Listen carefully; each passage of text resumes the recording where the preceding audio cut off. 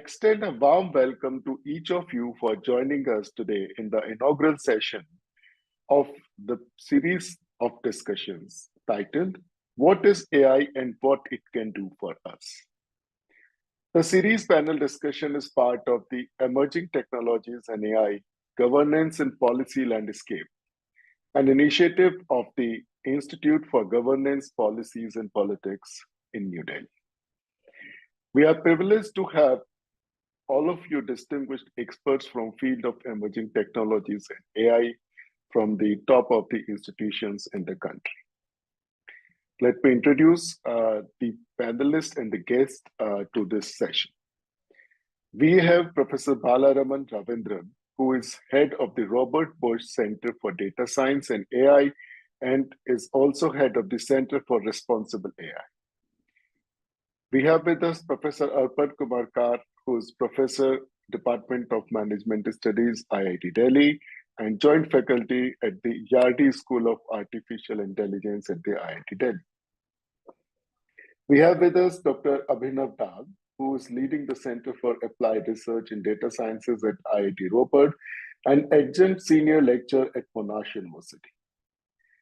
We also have with us Dr. Deepak Garg, Director of the Leading India.ai and Vice Chancellor of the SI University. Welcome all of you, and I thank you all to spare time for this discussion.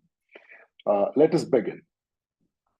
To initiate the discussion, I would first request Professor Ravindran to reflect on the journey of the AI. Drawing on your extensive research spanning over 2 decades, I would request you to shed some light on the evolution of AI and its integration across various sectors.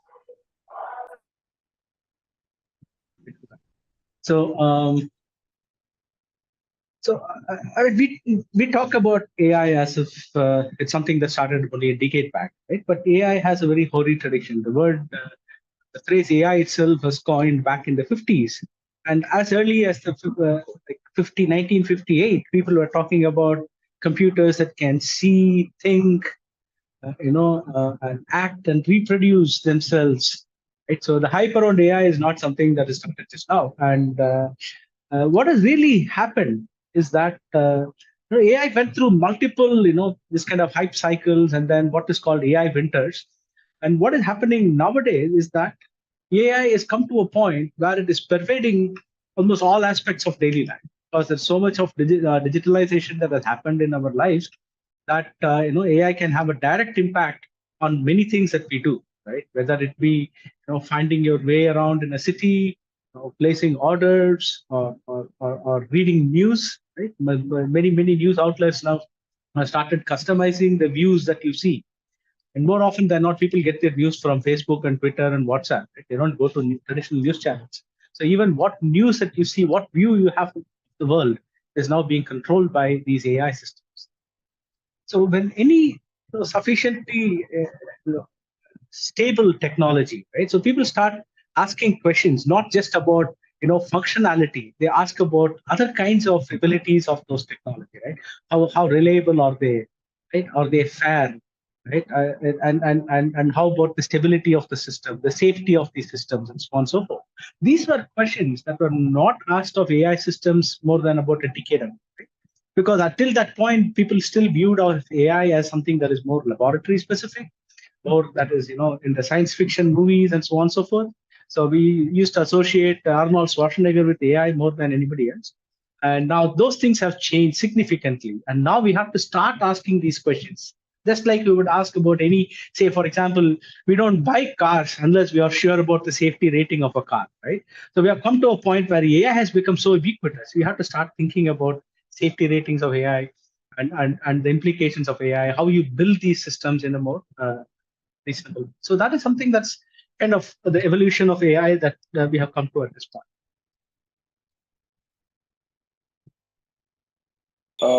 I want to come to Dr. Deepak Garg. Deepakji, as AI has been a topic of discussion for decades, as Professor Ravindran has also just elaborated, what factors or innovations do you believe have contributed to the recent surge in interest and widespread implementation of AI technologies by general public at such a large scale? Why, what exactly has led it to, in particular, if we want to talk? Very interesting question. I mean, even I used to teach neural networks in 2002 to my students. But what has happened recently means everybody asks that what has changed that AI has become so general. So there are three major points to this. Number one, that now we have more data which is available, and that is because of the proliferation of mobile phones and the availability of camera in everybody's hands, and the people, billions of them, going to social media, sharing their data, sharing their views, sharing everything. So that is the number one point. Second is the more compute is available, and because AI is basically matrix multiplications, and because of the availability of GPUs, where NVIDIA is a major contributor. So more compute is available. Previously, if we could have done similar experiments, that may have taken days to do the hit and trial, but now we can do similar experiments in the matter of minutes and hours. So if you have millions and billions of text data or image data, so now you can do that very fast. Number three is now the coding platforms are much more easier, so that now even some of non-programmers or some of the early programmers can also code very well. For example, around 20 years back, if I have to make a neural network in C, C++, or any other language, it will take me thousands of lines of code to make a simple working neural network. But now I can do it in one single line. So because of the availability of good APIs and good functions, and now we have the GitHub Copilot available. So means we can code very fast the deep learning networks. So that makes it very easy for many people to work that.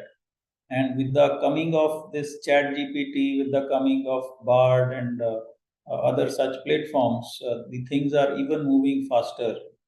Where we are now looking at that people can give commands in simple language and also come out with some programs, working programs, which is still in early stage, but that is what we are looking at. So these are the three major points that differentiate that how the AI has proliferated and further going to proliferate. Thank you, sir. Let me come to Professor Arpan Kumar. Could you enlighten us on how these, models, they play a role in training AI agents to process data? Look at it. If I look at it more,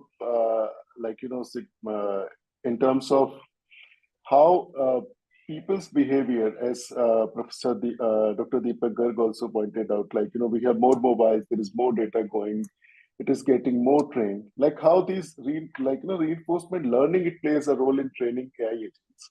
And is it the right time for people to rely upon these processes as AI is still evolving? Can we really rely upon these? Yeah. Okay, I'll try to bring it from one part is how the algorithms develop.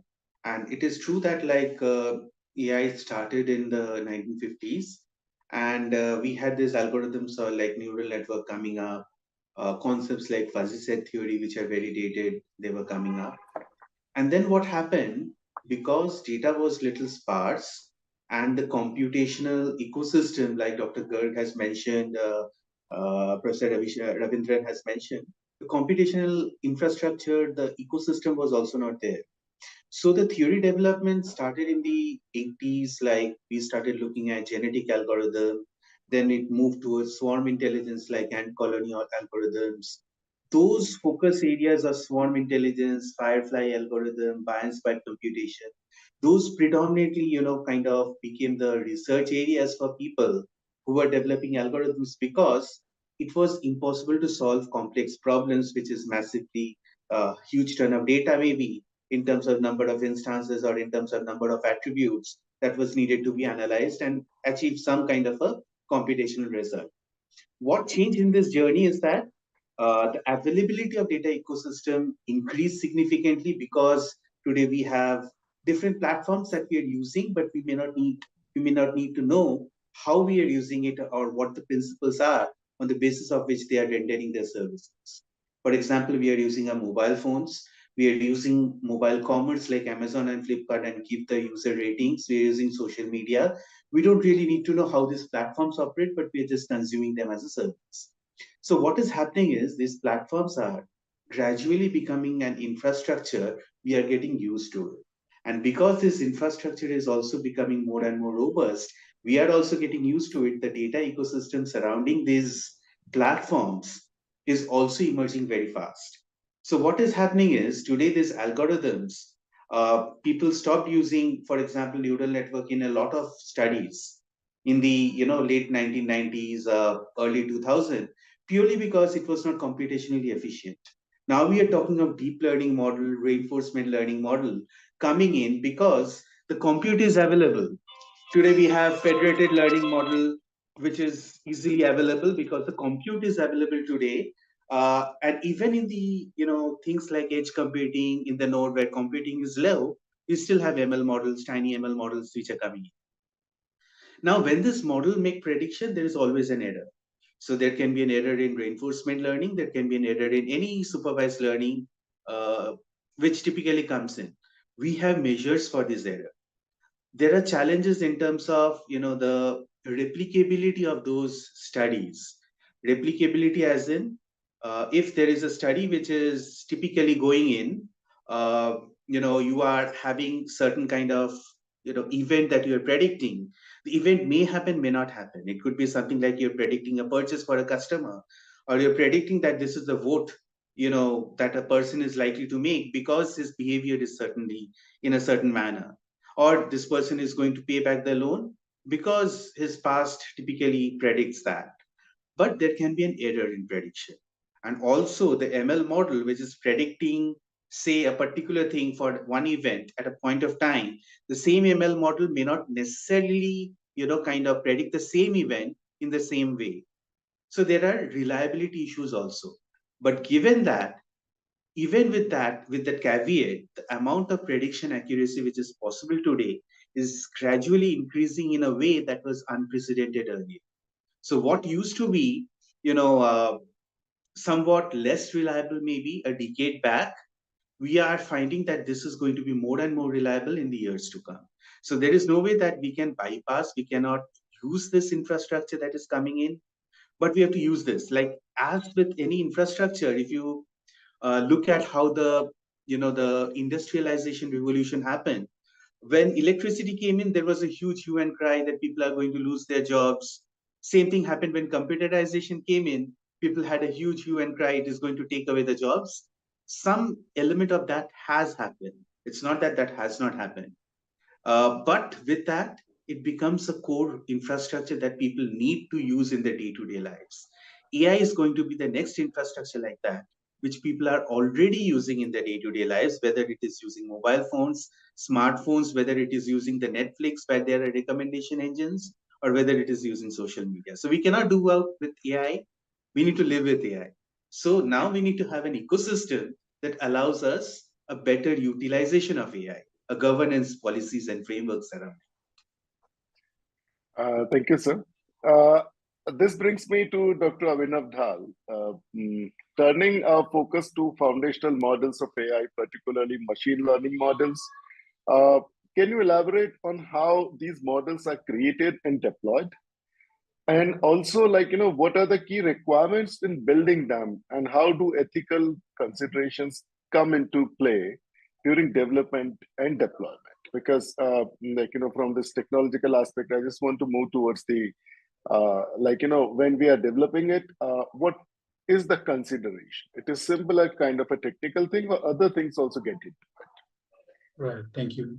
Well, if you go back to the lab environment, which Professor Ravindran was referring to about 15, 20 years ago, then it will be a very simple thing. There would be computer scientists, electrical engineering scientists who would be getting some data, which would be reflecting something, simulating something, not exactly the real world, would be a toy example. Let me take a very simple example here. So let's say we have some images which are essentially X-rays of some patients, right? The chest region, right? Now, if we wanted to create a machine learning system which could tell, for example, if there is any anomaly in the X-ray input, then we will have some data. That means some X-ray data, and then labels essentially telling abnormal or there's nothing issue, it's a healthy sample. Now, what has happened in the current past, I'd say 5 years so, with massive investment coming from industry and the progress which has happened with academia and industry coming together in these algorithms, we have access to huge amount of data. My colleagues have already touched upon that. We have active labels. For example, a user goes onto a platform and says, okay, I like the suggestion which is made to me by the platform, right? That's an active label which the user has given. There are passive labels as well. For example, what is the location of the user? Do we have some prior information about the user? So with all these different types of data, we are now able to make fairly accurate systems, which of course will create mistakes at times. And for that sake, of course, reinforcement learning based systems have also progressed significantly. The chat GPTs and the similar systems which are able to generate these expert hallucinated opinions, if I may put it that way, are based on using the human feedback, which of course is coming from reinforcement learning. Now, since it is becoming mainstream, Professor Kerr also touched upon that. There is no escape from it. And in fact, as with any new technology, any new development, we may not escape, but we try to adopt it, but understanding the bounds of it, the harms and the benefits which it comes along. There's a significant discussion going on around the ethical part of use of machine learning. Rather it be systems where you have these labels, we typically call them these supervised learning systems, or unsupervised, where you'll say, okay, I have a lot of data, let me try to make some sense out of it, let me try to get some patterns out of it. Now, the term data is a very simple term, yet it has a very prolonged effect on what type of data is being used, who are the users who are concerned here, whose data is being captured, are they aware that their data is being captured? If they are aware that the data is being captured and it is going to be used by a machine learning system, what are the repercussions of the type of model or system which is going to use that data to learn certain type of behavior? Now, is this data collected, let's say, from a very particular ethnicity, particular culture only, and then the model is going to be used on to some other people? And what are the seriousness, what is the seriousness of the result which is going to be from the system? For example, let's say if someone creates a system which is trying to measure the quality of a candidate during an interview. Is the interviewee sounding a bit stressed? Is the interviewee confident? Now, for an AI system, that is something which the AI system will predict in the time itself. But perhaps because the interviewee is looking stressed, might not be a factor of the interview. It could be something which is outside of the control of the interview environment, right? So the point being here that we can create AI systems which can be fair bit accurate, but the ethical impact essentially is that where they should be used and what is the long profound effect on the user on which are going to use those systems. And then also you making sure that the systems which are deployed, let's say for a vast country like ours, take into consideration the beautiful diverse ethnicity and diversity which we have here. Because if you, for example, you take over a computer vision system which analyzes images, if you train, let's say, people images which are reflecting from a few states and tested on some other states, system may give you noisy results, right? But then, is it just about the data? It's also about the creators as well. So the ethical impact on the society which is going to use AI is also going to be affected by the AI creators themselves. What do they think is the impact of the system which they are going to create? What are their own biases which they are introducing into a system when they're creating that system? So this requires fair bit discussion, looking at the whole spectrum of ethical concerns, which are fair, in fact. If we are going to use systems which are going to assist us in some serious tasks, let's say, and some non-serious tasks, we have to be aware of the longer term implication of the use of these kinds of systems. So I think that is a very significant point of like what is in the minds of developers or what is in the minds of people who are developing the AI. And that is a question which also brings us to the kind of, data in terms of like when we say that data is the lifeblood for the AI models. And without that, you cannot do much. And what kind of data you are getting and how are you using it? It's definitely an important question, particularly for a country like us, which is so diverse. Like, we use like at every mile the language changes, and every third mile, like, the water changes. Now, these things, when they change as fast, the whole background and everything, how do you think, like, these things would be in consideration? Can I ask you, Professor Ravindran, like, what are the challenges do tech experts and researchers face when we say, like, we are talking about the natural data? How it's been treated and what's been, like, fed into the minds of the AI makers or the developers? That is an important question, because, as we say, what they would create depends on what they think, or it is neutral to that. So I want to answer a couple of questions that you asked earlier to the others also. Just let me quickly catch up on that and then come back. You were asking about the safety about use of these AI models. So one of the things that people often forget is that if you allow the AI models to change with data as it is being deployed, so we really have no control over how the performance of the model would be, right? So that is something that we should completely guard against. Even if you are going to be gathering data while the system is being deployed, we should never allow the system to adapt live. Right? It should be done offline, validated, right? Like Arpan was saying, right? There are many techniques that we know for how to evaluate the system, but they should be evaluated before they are put live. So we cannot do it on a live system. So that is something that we should drive home to both the lawmakers and the people who are going to use it. In fact, when I'm talking to doctors are all under the assumption that the AI models that they are going to put into their systems will change as and when the patients come in. It's a very dangerous thing. It's one thing I wanted to just emphasize again. So going back, so building AI systems for deployment, right, is not something that can be done quite piecemeal. So you have to take a whole systems view for designing. So you have to start all the way from what kind of questions that you want to ask. So you have to be very careful about formulating the question in a way that you don't introduce a bias into it. So, and the second thing you have to talk about is what kind of data you're going to gather. Who is going to generate the data? Are you going to have sufficient representation in the way the data is being generated? Are there going to be enough women? For example, on this panel, you don't have a single woman, right? So if you're already not representative of the stakeholders who will be affected by AI. So all of these things have to be taken into account, right? So likewise, what kind of evaluation metrics you're going to put into place? What kind of access mechanism do these AI systems going to have, right?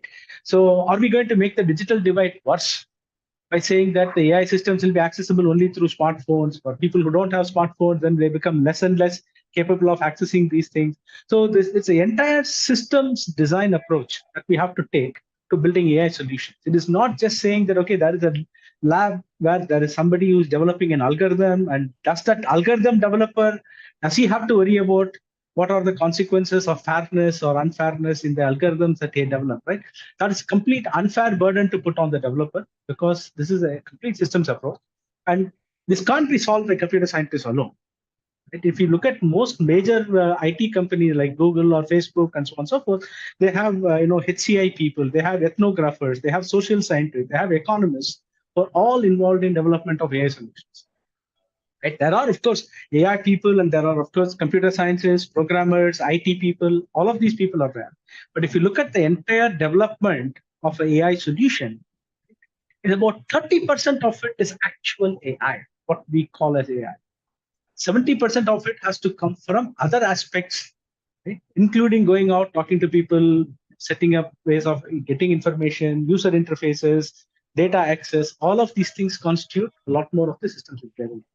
So yes, the developers have to be cognizant of many factors. It is not just the mathematics of the AI development, but it's not just the AI engineers who should be part of this ecosystem. And I think that is something we should sensitize people to, and we should push people into building expertise in the entire pipeline, not just in the AI algorithms, not just in the I think that's a valid point which you have raised, that it's not just the engineers who have to kind of, we can rely upon, or we should be putting the kind of onus upon.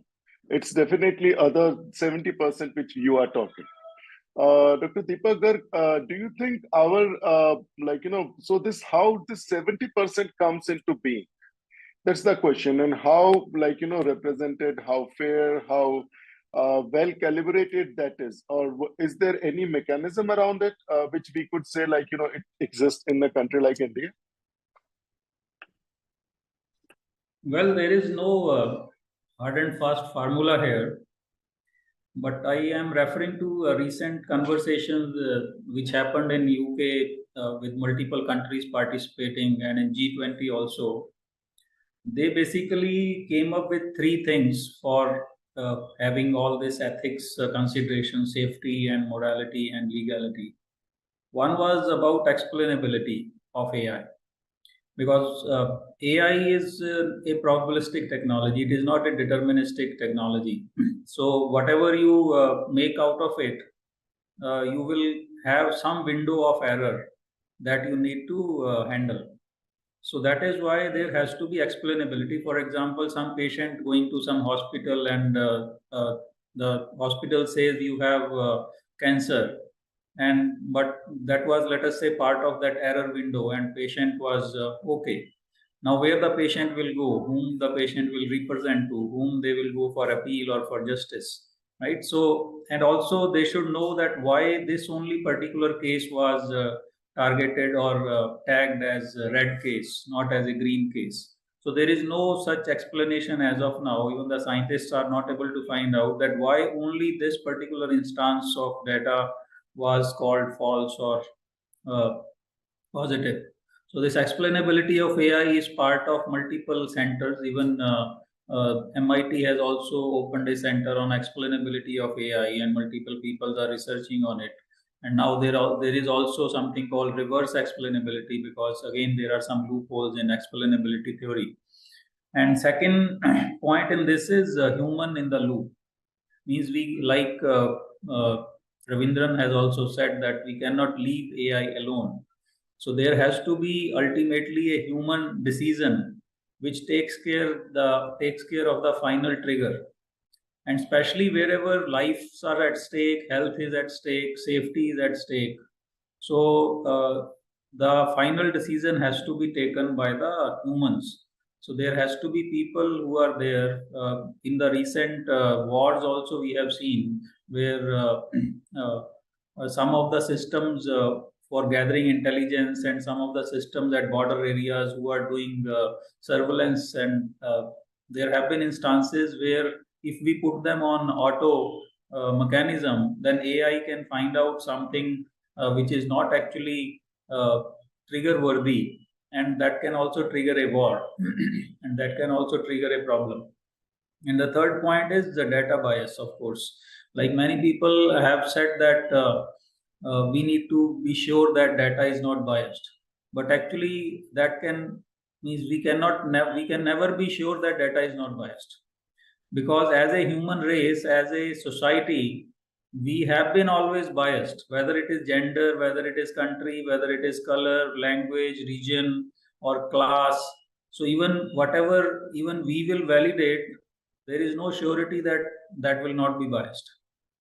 So the whole literature, whole internet, whole user surveys, whichever you will gather, they will be essentially biased.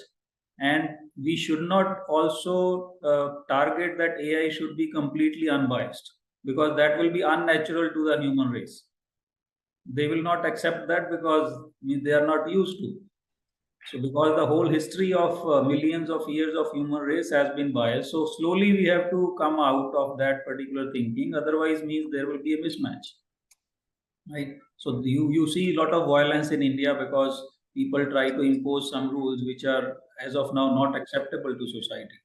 So there is a lot of discussion going on between the social scientists that where the data bias is actually some element of data bias is okay, and in some cases data bias is not required. So these are the three essential things means when we need to think. So you were asking that who those 70% people should be. For example, when there was a case study that when there is an autonomous car, it is having multiple options that now there is a situation either in one way it goes, then one elder people will be killed, other way it goes, then one younger person or one animal will be killed. So who will decide? We have to give some algorithm to that autonomous car. So then they decided that let us have some social diverse society of people and let them decide that as per their culture what they will do. But then again it differs culture to culture.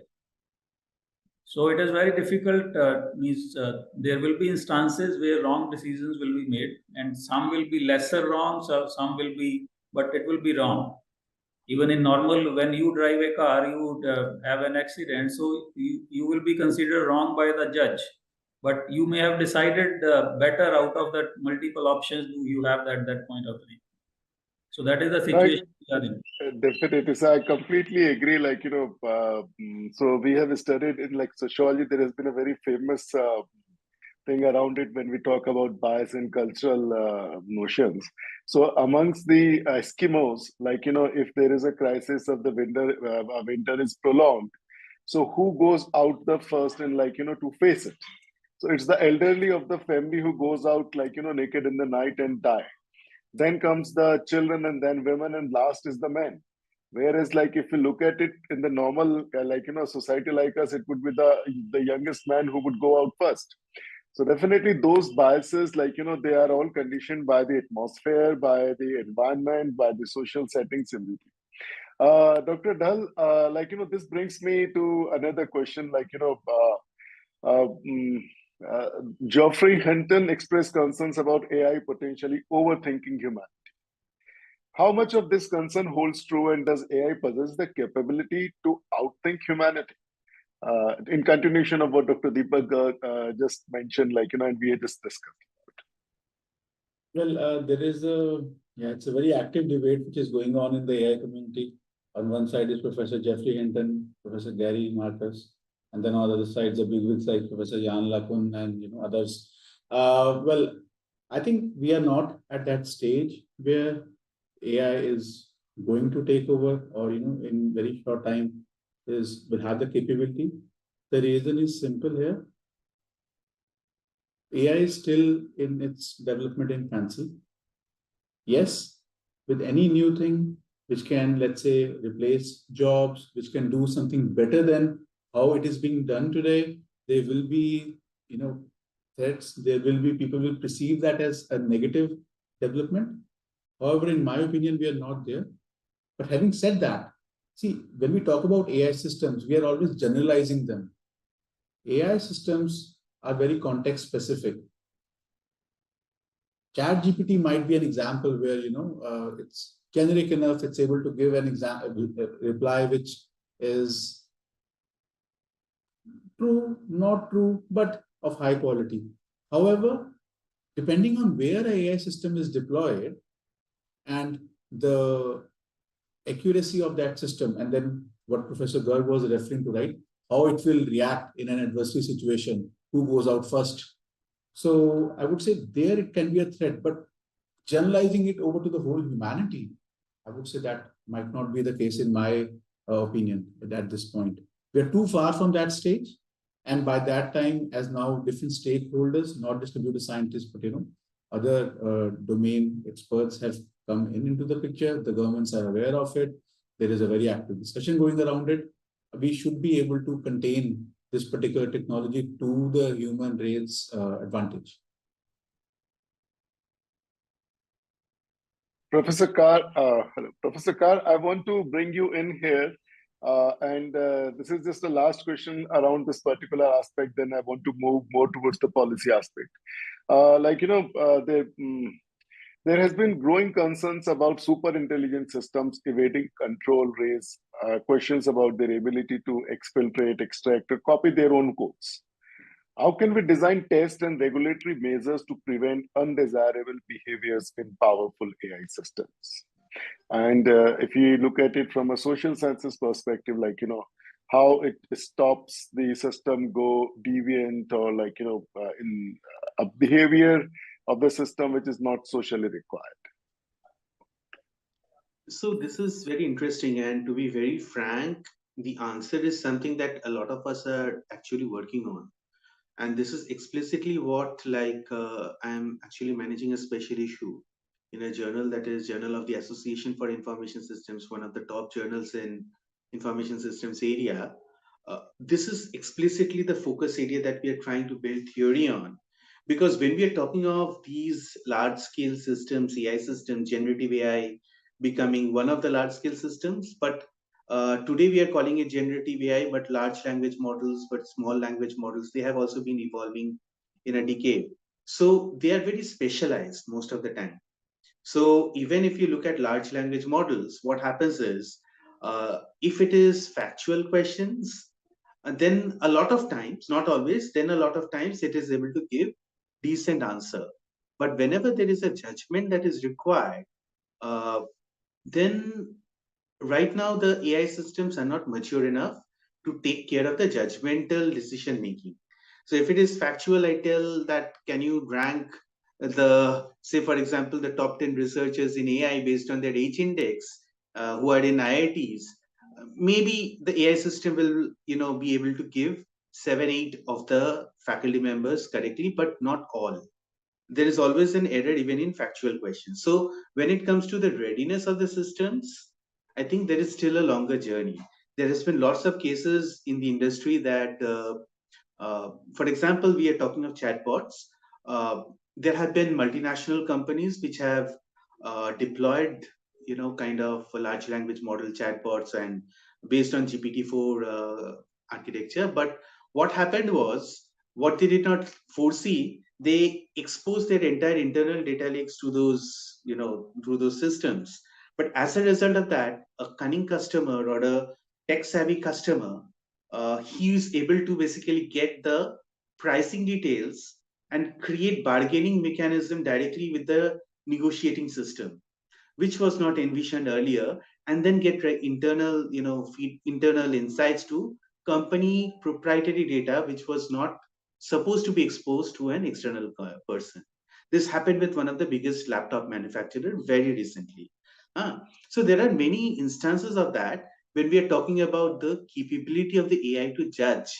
So when it comes to the capability of the AI to judge, it is relatively limited as of now. It might evolve in the future.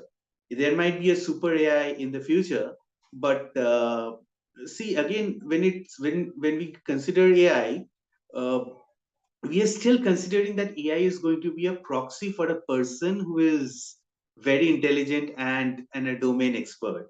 When it started with expert systems, AI is still supposed to automate the task, replicate the the way of thinking of an expert person. Now, expert person also comes with the biases and limitations of what they know and what they can do. So AI is also automatically having similar problems like human in the loop, biases, explainability, all those systems which AI is trying to replicate, because that is inherently with us as human beings also.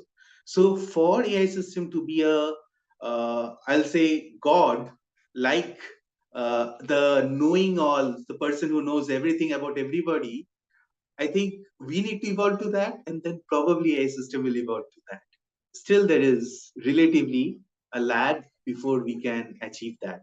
So I don't think this debate which is coming on, at this point of time, we need to worry so much that there will be a super AI, AI superpower, which will take control and become the terminator of all times. We still have maybe quite a lot of decades more before we reach that stage. I'm hopeful, at least. I think We can only agree with that because we don't really have any data to support that how far it is or how near it is. So I would like to come to the present environment. What is there?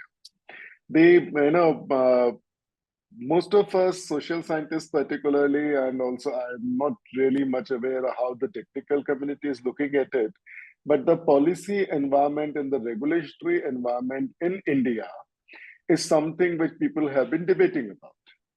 I want to know from each of you one by one. So, the Digital Personal Data Protection Bill 2023 and the Digital India Act 2023, these are the kind of, new additions to the whole regulatory environment in the country. And they have, we believe that they have considered our challenges which we are facing as a society, as as a developer, as people who are into the this community. So I just want to know from one by one from you. I think I would request Professor Ravindran to shed a little light about, is he happy with the policy and regulatory environment in India at this point of time? So, well, there is no real AI regulation in India. So that's not quite what we're looking at. And I'm not a huge fan of regulating AI, because it's like saying I'm going to regulate calculus, because that can be used. The mathematics is being used for developing so many bad things. So I'm going to regulate mathematics, right? So it's not a question of regulating AI. It should be more about regulating AI application. So we have to start thinking about domains in which we are using AI and how we would use AI in those domains and what kind of regulations are needed. And going from one domain to another, that these regulations would be very different. Of course, the only thing that would be common is something along the data lines, and even the DPDP Act is only about digital data. It really doesn't talk about healthcare data. I mean, a whole bunch of other things that are non-digitally gathered from people, right? It really doesn't touch upon that. It's more about the Digital Personal Data Protection Act, right? So it's the personal data, but from the digital setting, right? And more often than not, so we are so happy to give away consent because we want to use the app right away. We just click on yes, do whatever you want with the data, and then we just continue using the app. So, what we really have to do is start looking at each of the domains in which we are using AI, right? And many of the domains are highly regulated domains already, right? So if we take finance, if we take healthcare, if we take insurance, there are a lot of regulations that are already out there. And what we should really look at is, how do we apply these regulations when AI systems come into? Do we still have, like I don't know if it is still required in the US laws. In the early days, when you had a self-driving car, you needed to have a human being sitting in the car touching the steering wheel, so that liability can go to that human being, right? Even if the car makes a mistake, right? So the person touching the steering wheel is in charge of the liability of what is happening with the car, right? So like that, we might still need the driver touching the steering wheel even for other domains when we are using AI systems. That is the right way to go, and this needs to be studied in greater detail. So I was part of this committee. In fact, I co-chaired this committee that was looking at whether we need any new regulations for AI-based trading, right? So this was a committee set up by SEBI. And then we looked at it and we studied all the things that was already in place for algorithmic trading. And we came back with a recommendation saying that, hey, whatever you have for algorithmic trading is great, as long as you enforce it on the AI systems also. Right? So that's good enough. You don't need new regulations for taking care of AI. Right? So I suspect that we might actually find that existing regulations are good in multiple such domains, right? And whether we need overarching regulations that are going to stifle AI, and things like, if you are using more than so many, mega flops of computing, or if you are using so many more bytes of computing, then you should report it to the government. Those kinds of regulations that the US has come up with, I don't know. It just seems to be knee-jerk reactions and not really required for regulating AI systems. So in some sense, India doesn't have an AI regulatory ecosystem, but we have enough regulations out there that, if applied judiciously, should be able to control a lot of the negative followers that people are afraid of from AI. So a lot of people have been talking about, the data is our, the data sovereignty question. So some people have talked about like with the data which Google is collecting and Meta is collecting, everybody is collecting, should be available to our people also, to like, not just the bigger companies, but also to small startups. So do you think like, we are well equipped there, that our data is like, because the data is generated on our people. So is it something which like, we should be claiming, or like, it's just a kind of more of a pass? So I can take a stab at it. See, when we are giving the data to Google and Facebook and other things, right, we are doing so in return for services rendered to us. Right? So it's always, I mean, remember the maxim: if the service is free, then the product is you. So, so they are taking our data in return for giving services to us, and they're saying that, hey, no, you have to make the data available to our, startup ecosystem is not fair. I mean, and certainly wouldn't stand up in court, I believe. Right. So if you are going to do this, right, so we have to start building our own products, our own services. The government is actually pushing very hard to building this national data repository. The MeitY has, announced multiple times that they are setting up this national data portal, where a lot of the government data is going to be available. They're going to initiate various data gathering projects, and which the data will be curated and made available for Indian companies, not for multinationals to use. And then there will be certain kind of access protocols for getting your hands on this data, and all of this. Right. So I think that such an initiative is certainly needed, and we can't go back and say, I mean, that horse has bolted the stable, right? So we can't ask Google to return our data or ask for access to the data that Google has gathered. But we certainly need our own sovereign data source. I mean, any day Google can say, I am going to cut off, right? I mean, so if you go outside India, India doesn't look like what our Indian maps tell us, even on Google, right? So they are going to serve the local community, and they're going to serve whichever is the interest that, that satisfy them at that point of time, right? So we certainly need to do this, and that's an exercise we need to undertake. We can't rely on Google's and Facebook's.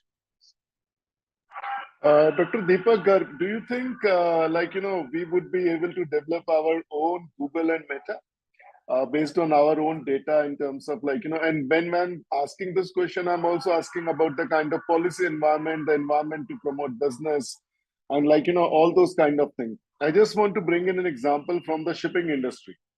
India has such a huge volume from shipping, a lot of its, like 80%, more than 80% of the trade volume is through shipping.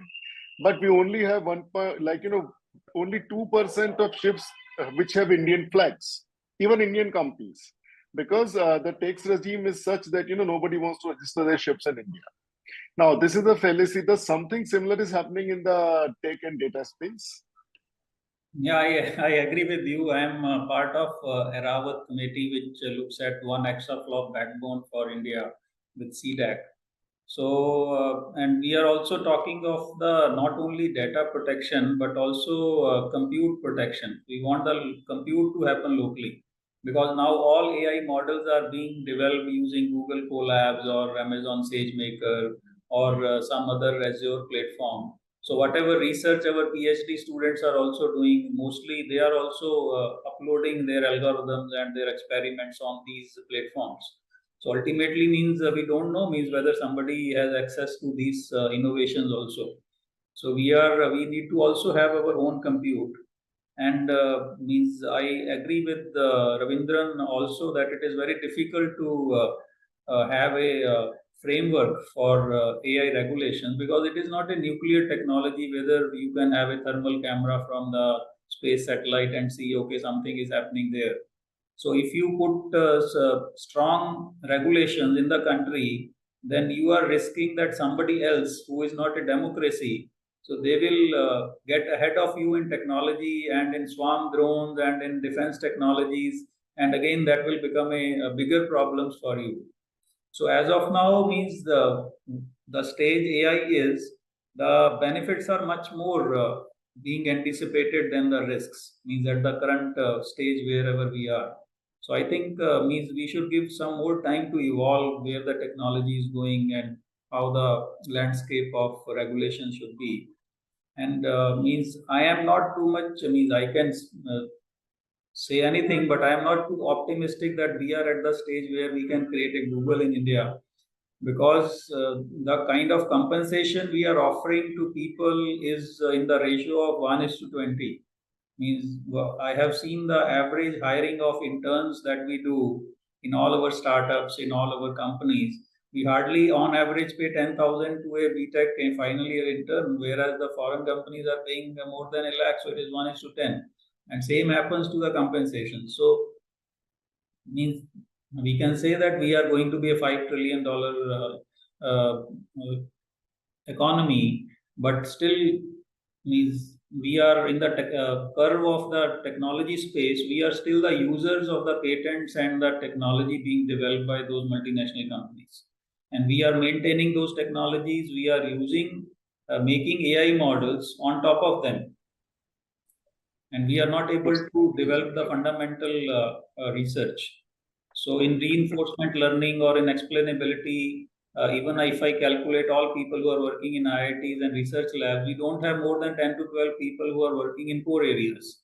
They are still working in applied areas, so which don't have a long-term economic benefits. Professor Ravindran, please. Just to append what I said earlier, right? I'm not saying that we should create our own Google in India. I'm saying we should create our own data repository, which can be driven by the government. The government decides to do it. They have enough resources that they can actually put behind it. I'm not talking about competing with Google. And we don't have to. There are enough problems in India that we can solve on an India scale. That we don't really have to compete with Google. We can solve things in education, in healthcare, and a bunch of different things where AI can be deployed, provided we have high quality. I think that is what the government should do. Professor Dull, what is your point of view on this whole thing from a social sciences perspective, sir? So I'll give a little bit of a slightly different context in extending what Deepakji has mentioned.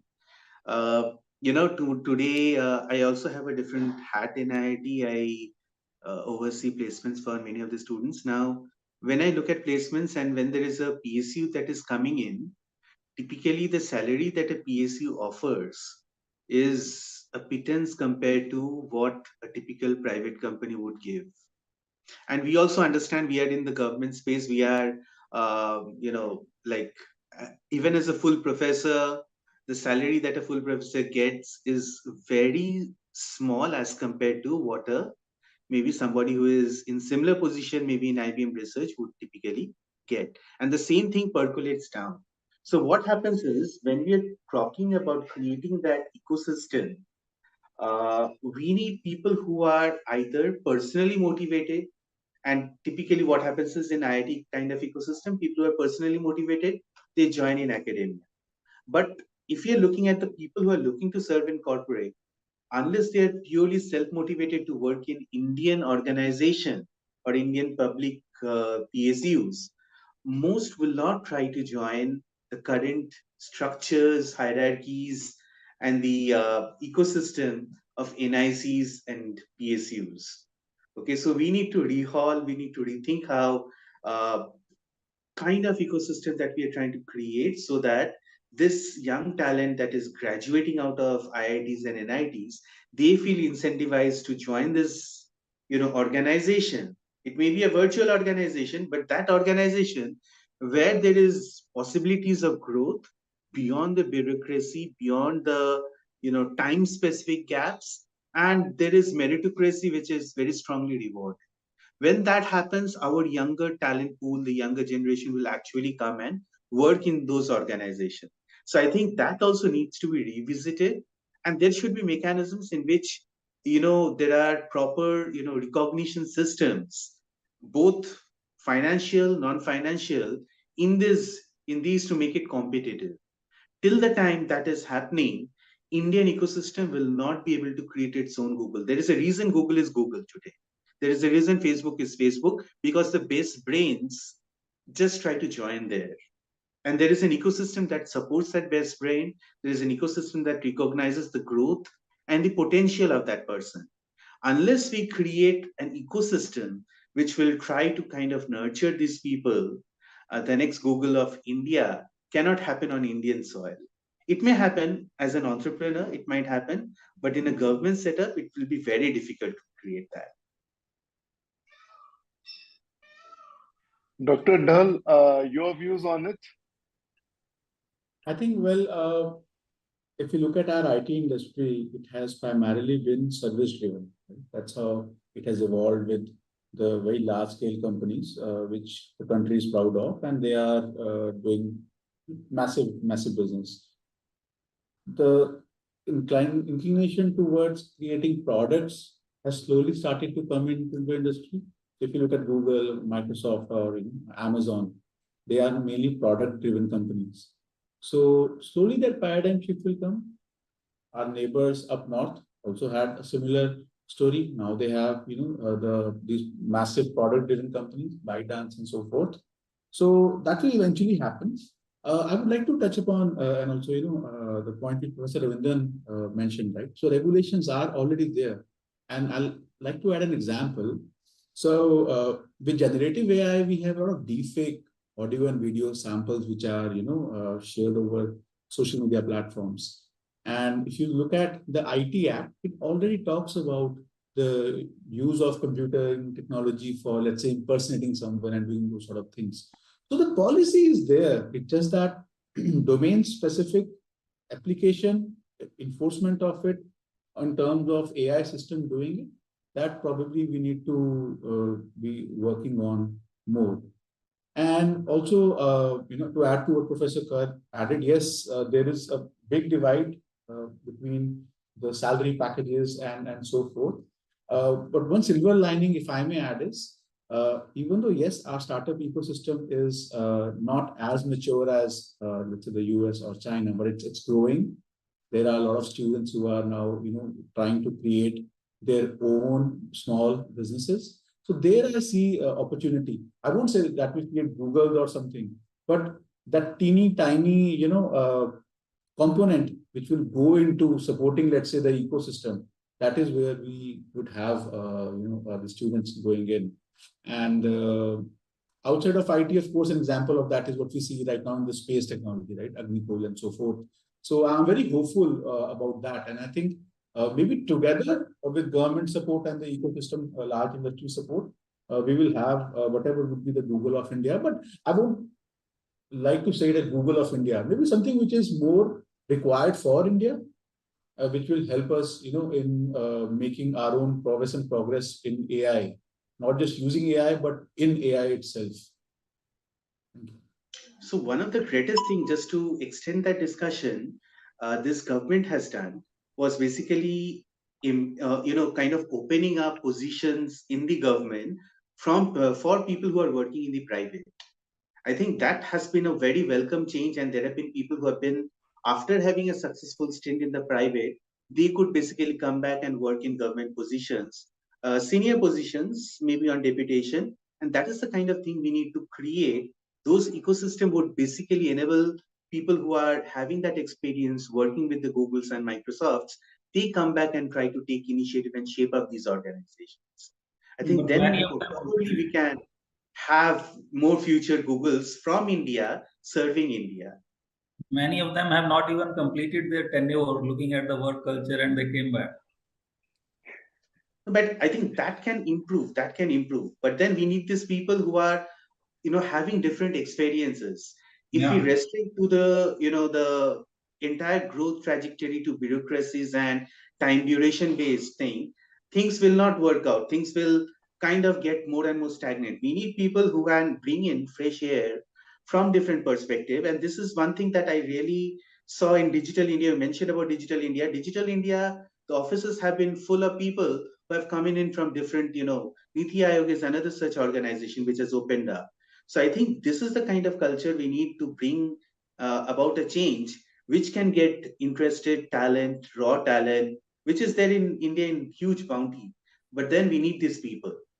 Unless we have an ecosystem which will enable these people to thrive, then we will not have that much of excitement to create that Google in India.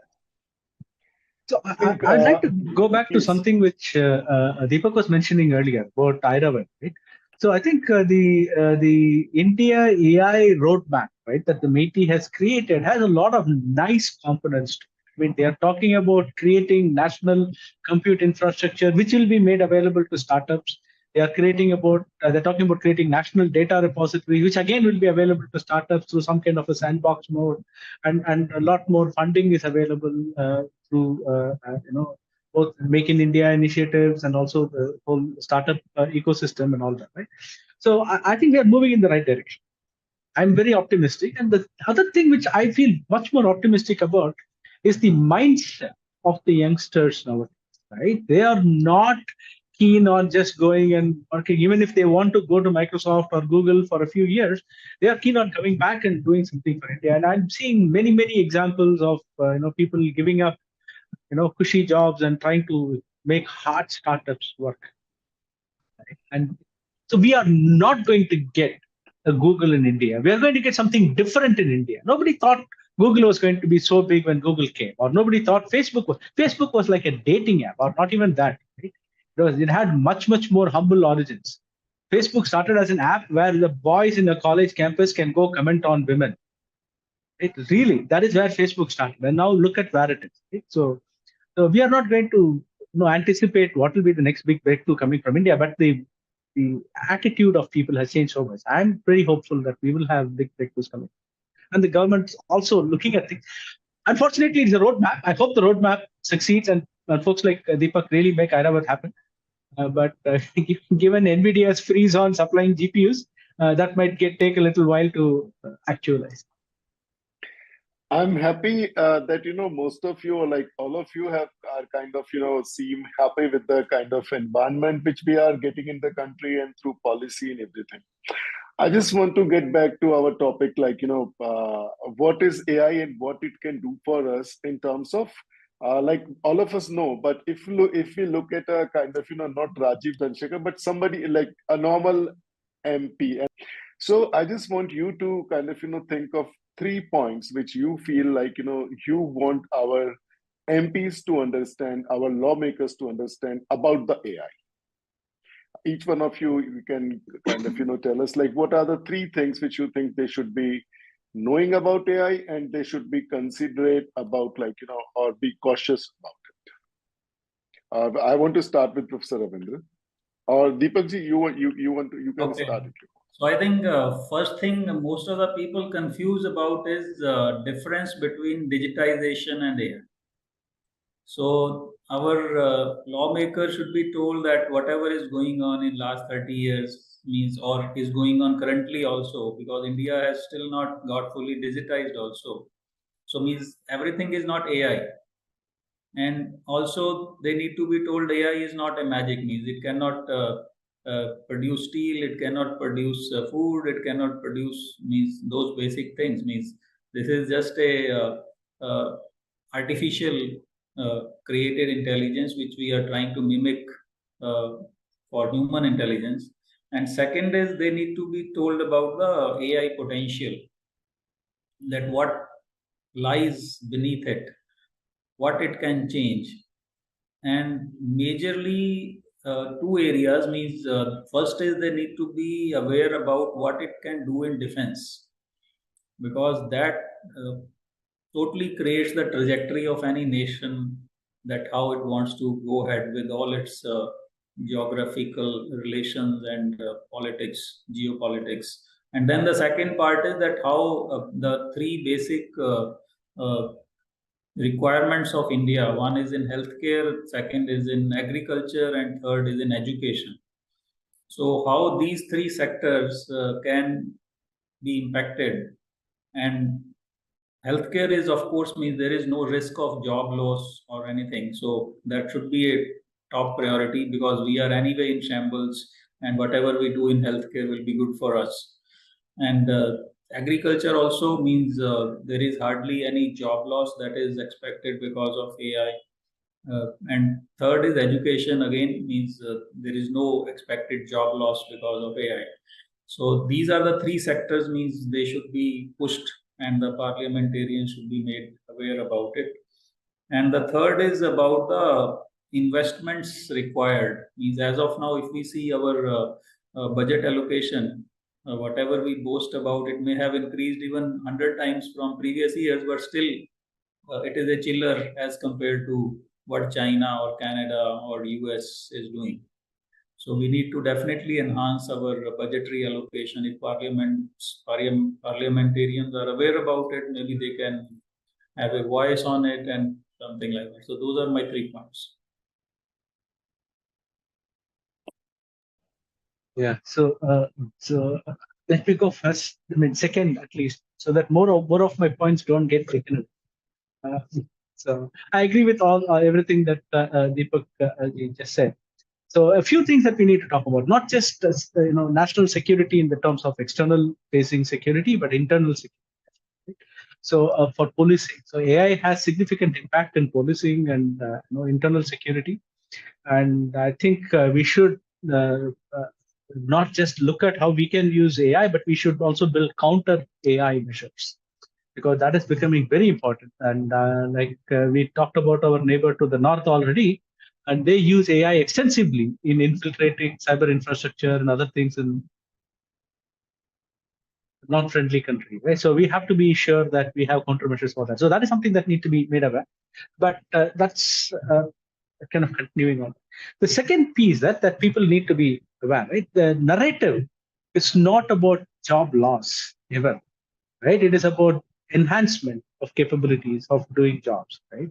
And especially in sectors like healthcare and education, we don't have enough people anyway to be doing the jobs that need to be done, right? There is no question of AI coming in and causing job loss. In fact, it will make already now we know that there is a single teacher teaching 4 or 5 standards together in village schools, right? So and all subjects for 4 to 5 standards in village schools, and now they'll be able to do it more effectively with the help of AI. They can actually teach the right subject to the students with the help of AI, and it can be done in vernacular language and all that, right? So this kind of enhancement, the potential to enhance individual productivity, individual capability that AI is bringing in, right? That should be emphasized, heavily, and not the question of job loss and things like that. And like we already discussed, AI is not in a position where it can replace humans completely.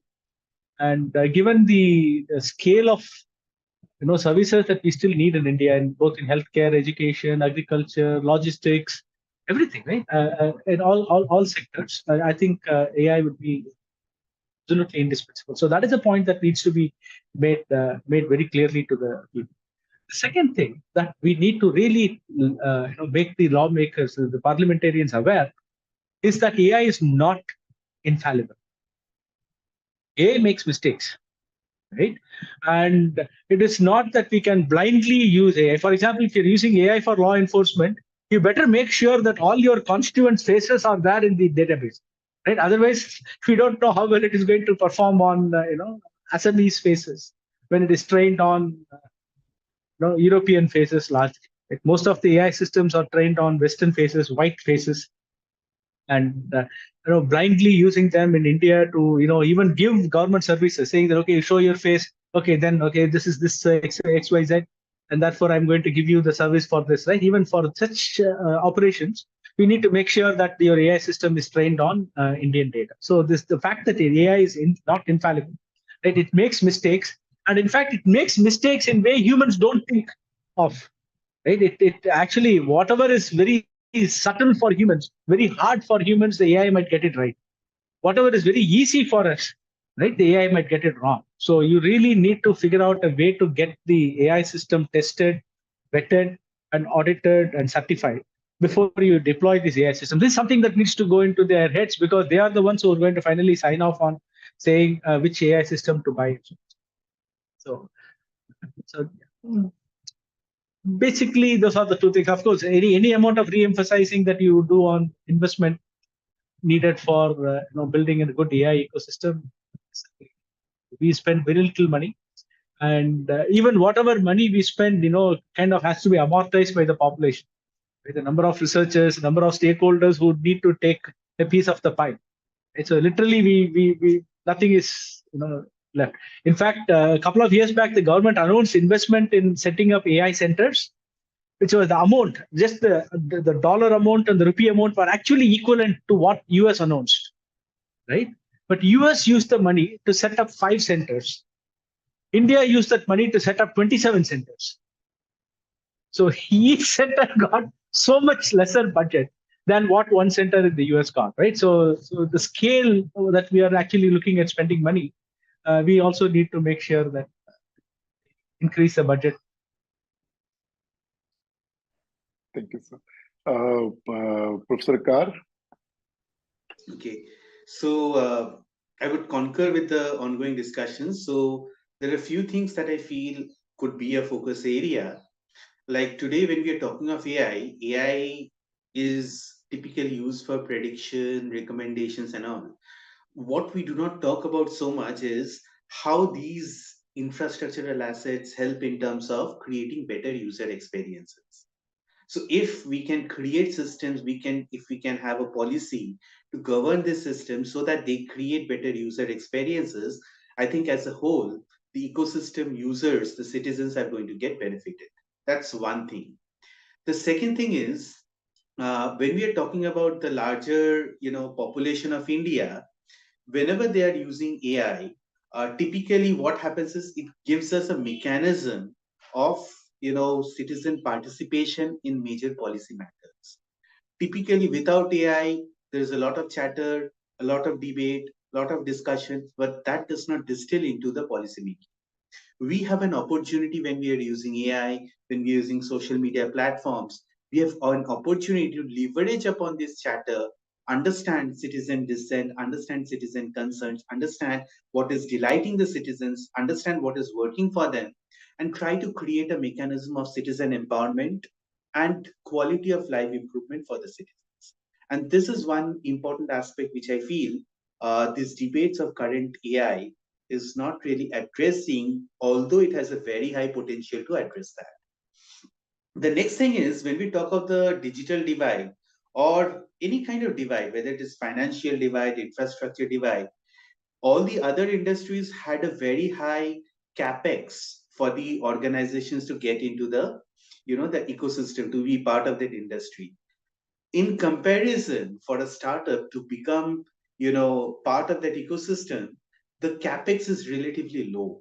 Relatively, if you talk of maybe to set up a steel plant, you would typically need maybe 50 crores. Here to set up maybe a very good computing ecosystem where you're taking the compute as a service and you have a very great idea, very good project, very good program, it would take much lesser, maybe a small fraction percentile. So I think what this AI revolution is likely to do, we might see a huge number of startups which are having very good ideas, very good solutions coming up, which may have, based on their needs with the society, the needs that they are able to fulfill from the society, a greater level of adoption.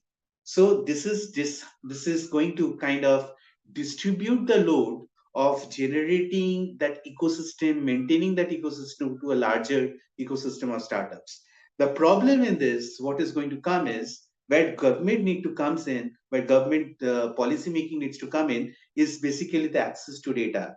Like for example, all these AI startups, they need to be very, they will need a lot of data to be successful in terms of creating user experiences which are good. Now here, a lot more companies which have the past data of the users, they are likely to have a head start. But here is the role of the government in creating ecosystem. Like for example, open data kind of ecosystems have been created by the government. These kind of ecosystems will help the startups in trying to kind of create services which will be for effect benefit for the larger players. And lastly, I concur with what Ravindran was saying. For any project, whenever government makes an initiative, which is kind of meant for any artificial intelligence, like very recently there has been a drive for quantum computing.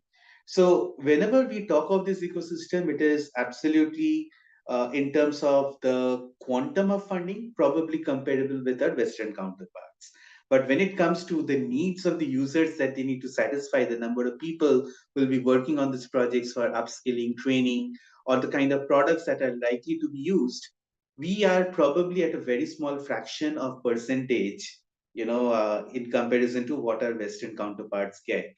I know this is a very difficult thing to address because we are still, although we are called as a developed country in a lot of metrics, we are still a very developing country. We don't have access to those resources. But we need to create mechanisms in which these resources are apportioned in a way that makes this development, more efficient, more concentrated, maybe sometimes. But we need better utilization mechanisms for these funds. So I think that will help India propel into this AI generation, move towards more futuristic technologies and solutions which may come up from this ecosystem. Thank you, sir. Dr. Abhinav, can we have you on this? Yes. Well, adding on to all the points which my colleagues have shared, I think one thing which is required is to have a very clear communication regarding the capability of AI, in the sense that what it can do and what it cannot do. Because AI in itself in isolation practically is nothing without sensors, participants, data, and some results on which it is going to be applied. So if I may say, it's something which is like a layer on top of already existing systems, right? So what it can do, that needs to be very clearly communicated to the decision makers.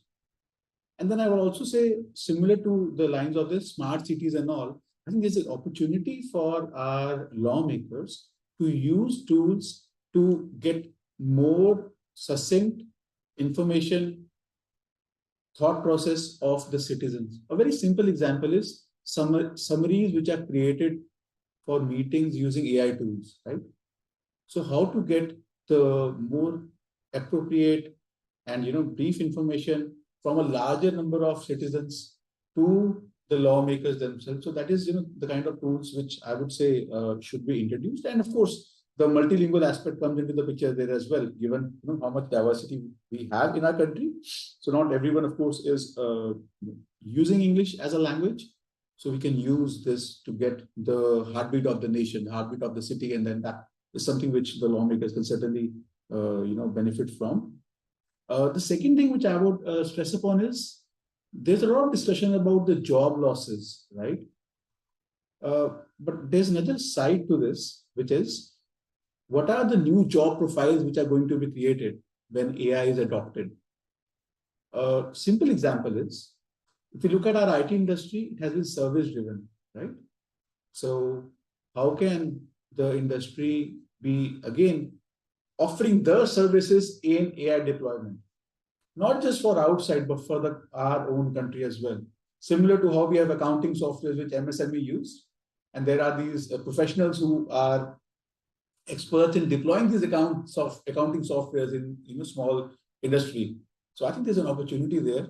So how can the government help in getting the newer job profiles to the tier 2 and tier 3 cities and in the remote places? Another aspect which I think could be useful is how to bridge the divide across the nation when it comes to that diversity. Again, I'll touch upon the initiatives, for example, the Bhashini initiative, which Madras is leading. So these kind of AI-driven technologies can be used by the lawmakers themselves for, I would say, a better communication, and also for bringing together people from far ends of the country, right? Someone from the northeast, easily conversing with someone up really extreme north, down south. So there's a lot of opportunity there. But all this can only happen if the decision makers are very clear about what can be done and what AI cannot do. So, thank you. I think I must thank all of you to kind of make it clear, particularly in this last question, what exactly is there. So the purpose, which as we have all spoken about, what we want our lawmakers to understand from your point of view, what is required for the AI and its development and its better application for the development of the country, for betterment of people and betterment of our lives, how the technology can help us. I must again thank you, all of you, to participate and take time out for this discussion. I hope we can continue these discussions. I once again thank you, all of you, to kind of give your time to us. Thank you so much, everyone. Thank you so much, sir. Thank you so much.